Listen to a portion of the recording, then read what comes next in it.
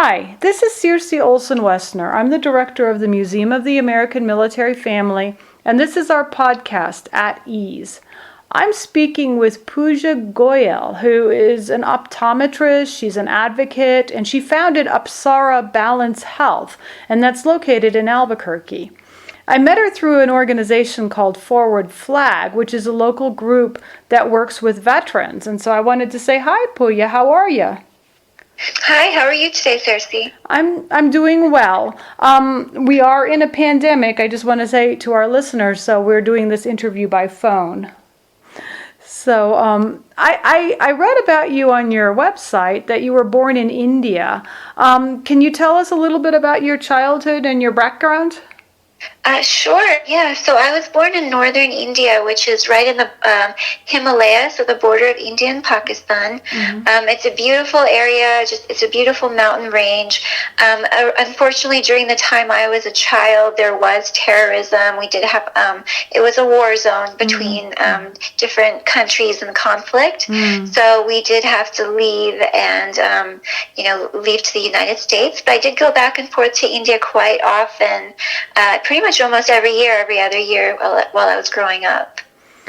So you were raised practicing yoga and you have an extensive knowledge of acupuncture and Ayurvedic medicine.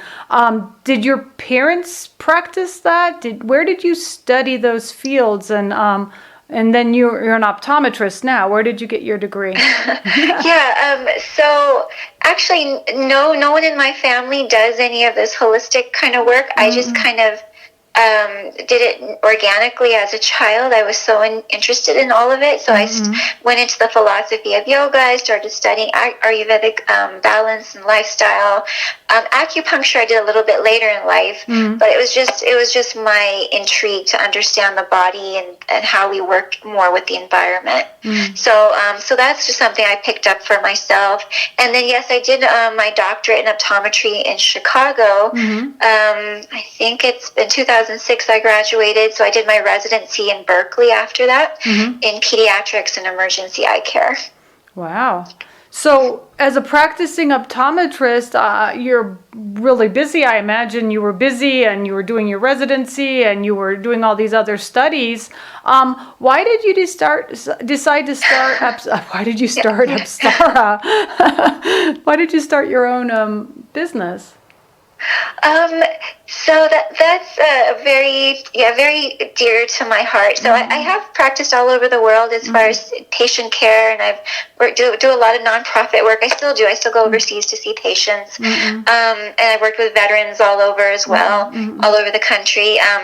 But this program actually came from the basic concept of it is self-care and self-love, and learning how to have a relationship with your body and your emotions. And I lost a baby boy, my son Malik, a while back. And so this program was created in memory of him, because when you're a parent and you bring a child into the world, you want that world to be safe and loving and beautiful and inviting. And it's scary when you have a child here and there's so much unhealthy lifestyles and people, and there's so many people influence your child. You're not the only one raising your child.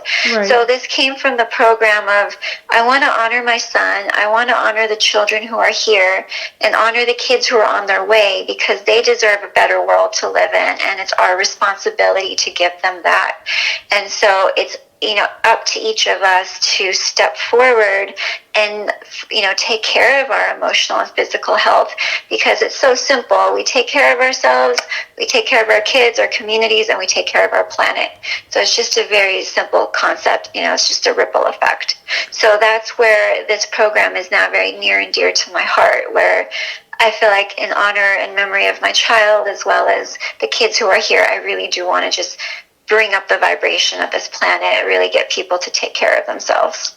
Yeah, because your vision is on your website is truly beautiful. It's not a program, it's a lifestyle, and it just talks about, it just has that very loving message, and it's so inclusive. What does Apsara mean?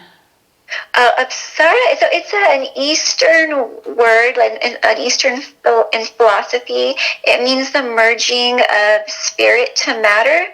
So I look at it as a merging of the heart and the mind, or in this case, Eastern and Western medicine, or just the balancing the feminine and masculine sides of ourself, the yin and yang.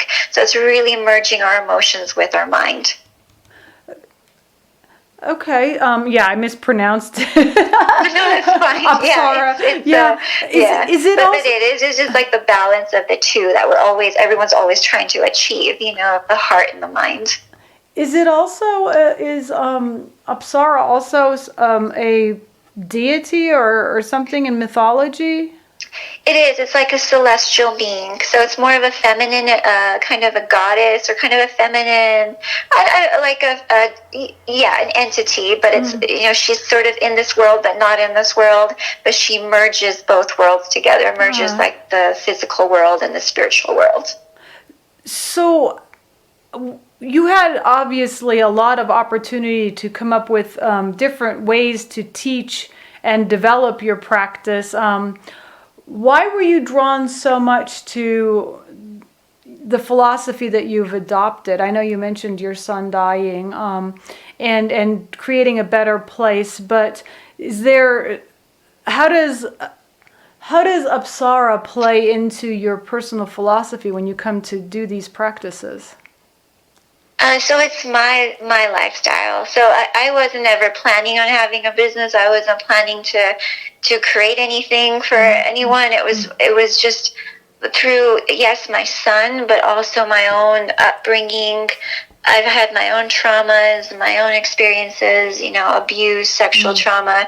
So all of these techniques, learning about my body, learning how my emotions affect my body, it came from basically the human experience more than anything. I mean, I did the studies along the way, but it was more my personal experience. And so it's my lifestyle. And that's still what I do. I do it every day, regardless if I'm teaching it or not. It's how I live my life, and that's how I, heal myself and bring myself to a state of peace. It's kind of like when we read about the mind-body connection or mind-body-spirit. It sounds very much like things that our listeners might be aware of, just not under the same terminology. So why don't you? Well, let's talk about your blog for a minute. I know you have a blog on your website, and it offers real tips and insights on your lifestyle and on holistic health and Ayurvedic medicine and much more. What is your blog called? So it's actually just my blog on my website. It's just the blog page. But so my website, and it'll probably be on, we'll probably print this with the audio, but it's apsarabalancedhealth.com, and there's a blog page that has articles and videos, that just gives some tips to do at home and how you can take care of yourself. And I'll be adding more and more videos over time, just so people can do a few poses or techniques at home. So I definitely will put the web address and any links to your things on the bottom of the podcast. Can you please tell our listeners a little bit about what Ayurvedic medicine is, and also what does pranayama mean? There are a lot of terms on your website that are very intriguing, and I know people would like to know more. So Ayurvedic medicine and then pranayama. So Ayurvedic medicine comes from India. So it's a tradition of India. It's a healing science that's thousands of years old.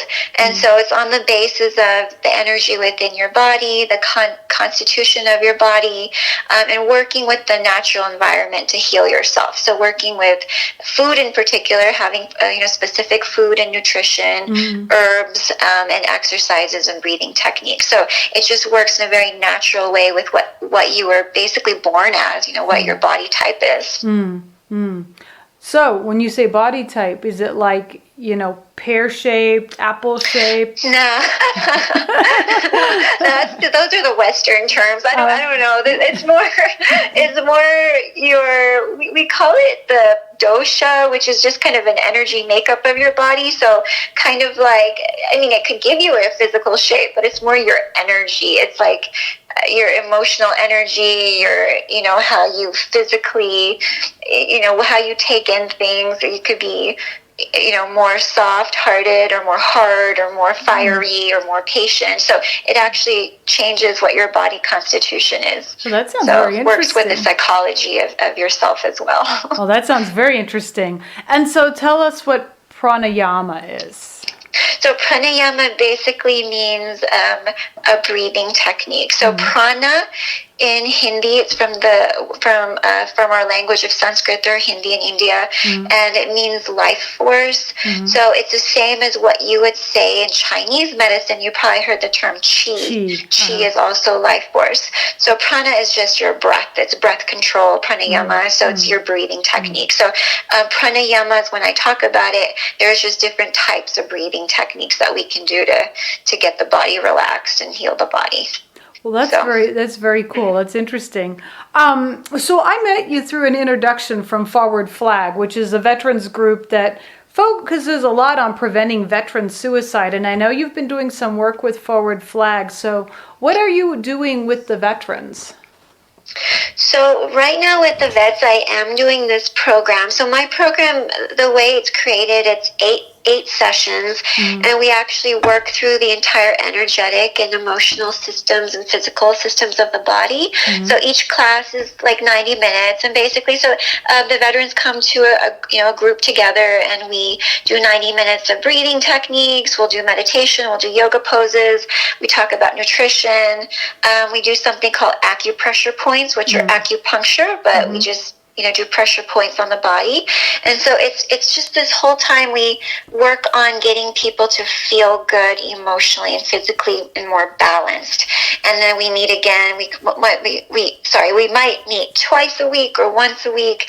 And then once I get through the 8 classes, we usually start the program over again. And usually the same participants come and new participants come. So we are just going through the program while I'm there, and that's for the peace, the peace of mind. They learn how to have a relationship with themselves, a relationship with their emotions. They learn how to take care of themselves. They do the techniques at home. I usually give like a booklet session to take home that they could do at their own time, so they can take ownership of their health. So they can spend 20-30 minutes a day alone by themselves doing a few of these techniques before we meet again for the next class. So now we're in this pandemic, and I know you're not meeting with them face to face. How are you reaching out to them now? I've sent them a few. I just had to start a YouTube channel, which I hated doing, but I did it. It's just another thing I don't know about. Right. But I started a YouTube channel, put up some videos of some like 20-30 minute videos that you can just follow at home. So I've sent that to them. We've tried to set up some Zoom time to do actual live classes, but it hasn't quite worked out. The thing I've found about some of the veterans is that they want to meet in person. They prefer the community feel. So it's been kind of a harder situation to do it online, which I understand. So I'm just kind of sending a few videos here and there, keeping in touch, but really we're just trying to plan on when we reopen. We're all going to, do a class together when that time comes. Right. So about these YouTube videos, are they out for the public consumption, or are they private videos, or can people see them on YouTube? They're public. They're public. So I can, it's the name of my business, so I can give you that, but if you type that in, then the videos are up, so it's for everybody. So I'll put a link out to the YouTube channel too, because I think it is interesting, because right now we're all kind of sitting in kind of a pause with working out of the house. Our businesses are closed, our lives are kind of on hold, and I know people are really looking for things to calm themselves down, things to occupy themselves, things to, to learn new skills. So I would think that maybe your YouTube might be something really inspiring for some people, and definitely educational, especially if you've never thought on a more Eastern philosophy here. And so speaking of that, I think you mentioned, I know you do on your website, what are chakras?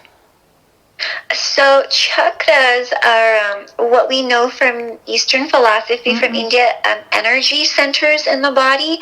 So I'm also, a scientist, so I like to understand what does chakra mean physically. So there's a research being done that chakras are basically what I see them as, and also some studies that are trying to prove this, is the nerve plexes along the spinal cord and brainstem. So we have areas on our body and along the spinal cord where a nerve plexus is just a bundle of nerves, and each bundle of nerves stimulates a very specific set of structures like organs and tissues. So what we're doing with chakras is I kind of break down each part of the body into what nerve plexes I'm looking at, almost like a compartment, and I see, okay, well, what organs are in this compartment, what tissues are here, so what physical blocks are here, what medical conditions do I see here, what emotional blocks, because there's also tests being done where we see emotions actually sit in our body. They're not a mental thing, they're not in our head, they're actually part of our nervous tissue. So we have emotions that actually get stuck in these areas, in the energy bodies. So when we talk about chakras, they're basically nerves. It's a nervous system. I'm opening up the nervous system with different techniques. So we release we open up energy, we release blockages. When you do that, you're actually reprogramming your body. So like your neurons start to make new connections. So you're letting go of patterns, you're letting go of traumas, you're letting go of beliefs that you've held on to, and you actually reprogram your system to function in a new way. So we're actually bringing the body, the energy of the body, the nervous tissue into a higher vibration. Well, that's really cool when you explained it like that with nerve plexes and things like that, because, I've seen all these charts. There's indigo and pink and yellow and green, and some of the chakras are, anger. But when you mentioned it, when you do get angry, sometimes you get a bad feeling you get like a rock in the middle of your stomach, or if you start to cry because you're watching something on TV that's really sad, your throat chokes up. So it does go with emotions in those particular areas of the body, which would align with the chakras. It's pretty fascinating. It does. It's actually really amazing, and the colors actually correspond to everything's vibration, so it actually corresponds to an electromagnetic frequency.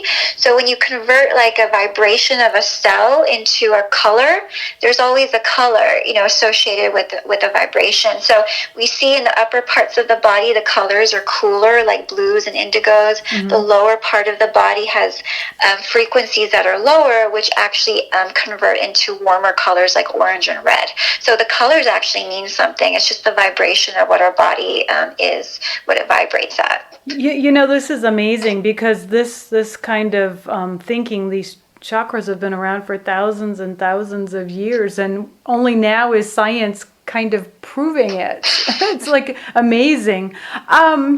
So what else do you want our listeners to know about you or your programs? I do want to interrupt myself. I'm good at that. You wrote a book. It's a workbook. I saw it on, it's called the Holistic Health Guidebook. It's on Amazon.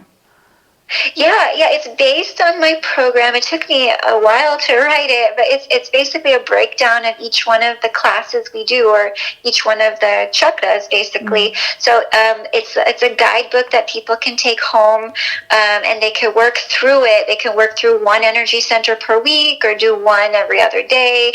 They can do one for the whole month, but each section has a few poses with descriptions. It has pressure points, nutrition, meditation techniques. So each one has a breakdown of how to heal that part of the body, along with the psychological and physical problems of each chakra. That's very cool. I'll put up the link to that too. So now that I stopped interrupting myself, what else would you like our listeners to know about you or your programs or anything in particular? Wow. So as far as me and my program, this is everything I do, whether it's working with patients, whether it's this program, it's just a reflection of me. It's a reflection of me. It's a reflection of my child. And so, to me, it's all about, I think in life, it's about us finding our inner peace, finding who we are, finding our own sense of self, not being so dependent on everybody else to take care of us. But we are so powerful. Each one of us is so powerful. We all have so much of an impact on each other and on our planet. And I don't think people realize how powerful they are. And when you realize how divine you are, you get to decide your life. You get to decide your destiny. You get to take care of your body. Your body is a gift that's been given to you. That's your responsibility. Your emotions are something that are for you to understand and for you to have compassion for. And so I feel like each one of us is just time. With everything going on right now, it's pushing people to face who they are, face the wounds that are inside of them. And that's actually a good thing, because we need to do that, because those things are there. They're not, they were going to be there anyway. So it's one of those things that we are now being asked to look at ourselves. And so whether it's through my program or some other method, it doesn't matter what path we take as long as we get there to find our inner peace. And that's what this all represents to me. It's not me. It's not a business. It's what this means to life, to humanity, to our planet, to sustaining the earth even. And so to me, it's a much bigger vision of why I'm doing this. It's just take care of yourself. Take care of yourself. Take care of your emotions, take care of your body, find that love for yourself, find that power within. That changes your life. That changes everything around you. Your relationship you have with yourself, everything in your life is a reflection of that. Everything. Wow. Go ahead. Yeah. Did you want to add anything? That was really good. Sorry, I can go off. Yeah, no, that's fine. So I guess my question to segue into that one then is, what would you recommend for people right now who are feeling really anxious or sad or hopeless or angry? What kind of tips do you give for people who are feeling all these emotions? Maybe these are emotions they haven't usually felt during this pandemic. What are some thoughts? First, acceptance. Accept that they're there. Don't fight it. Don't resist it. Don't try to cover it up. Don't run from it. Don't drink your way from it. Just don't run from it. Don't run from it. And the thing that we need to do is first accept what we have. First accept what's there. Sometimes that's hard. That's painful. But that acceptance gives you a sense of compassion. It gives you a sense of peace. And then from there, you find ways to deal with it. It might be a breathing technique you do. It might be an online yoga class you find. It might be talking to friends. Whatever you find is healing for you. But I think those emotions, the biggest thing about human beings is we tend to run away from ourselves. And what I kind of integrate in my program, not that it has to be my program, but what the method is that it's very sensual by nature, meaning that we push on the senses, whether it's visualization, whether it's scent, whether it's nutrition, taste, touch, all of the senses come alive. Sound comes alive. We use sound therapy. By doing that, we get put more back into our body and we get more grounded. We have to be in our body. We can't run away. And so it's just a matter of connecting to nature. The beauty is, at least where we are, I know people are all over the place listening to this, but most of us can at least go outside. Right. You can go out in nature. You can go onto a mountain for a hike. You can go for a walk. If you connect, I think that's actually one of the simplest things I can recommend is go out in nature. Because if you connect to the physical environment, you feel safe. You feel peaceful. You feel grounded. It gives you a sense of clarity. If you need to cry, you cry. If you need to scream, you scream. Don't hold your emotions down. I think they're meant to be felt and then released. So, allow yourself that space, to do that. So you kind of guide yourself, trust yourself that you'll find the methods that you'll need to take care of yourself. It can just be a simple class you take online, or a breathing technique, or just a walk you're going to take for 20 minutes outside, or if you have a dog or a child, or playing, finding those basic simple beauties and joy in life each day. That's good advice. So when we're sitting here in our house and we're feeling kind of sorry for ourselves, that's also acceptable, because we're validating our emotions, but then we should do something else that's more productive. Is what you're saying? Yeah. Accept what you feel. Like that we're allowed to feel anything we feel, but don't be a victim. Don't be a victim to what you feel. Don't be like, well, that's it. That's the end of my life. That's over. Life is over. Like, it's not. You get to decide what your life is going to be like. You get to decide what's next for you. We don't have control over everything external, but we do have control over how we're going to respond to things. And so I would say, yes, everything is valid. What you feel is valid, but you are never a victim. Never take away your power like that. Like, we are not victims to anything or anyone or any situation. Like, you have the power to decide what to do in any given moment. Well, this has been really interesting, and I know we could go on for a long, long time. And I know that you said that you might try to make us a little tiny mini video to put up on our podcast. So we'll definitely have more opportunities to collaborate, to share your wisdom. But for right now, I think this is a good stopping place.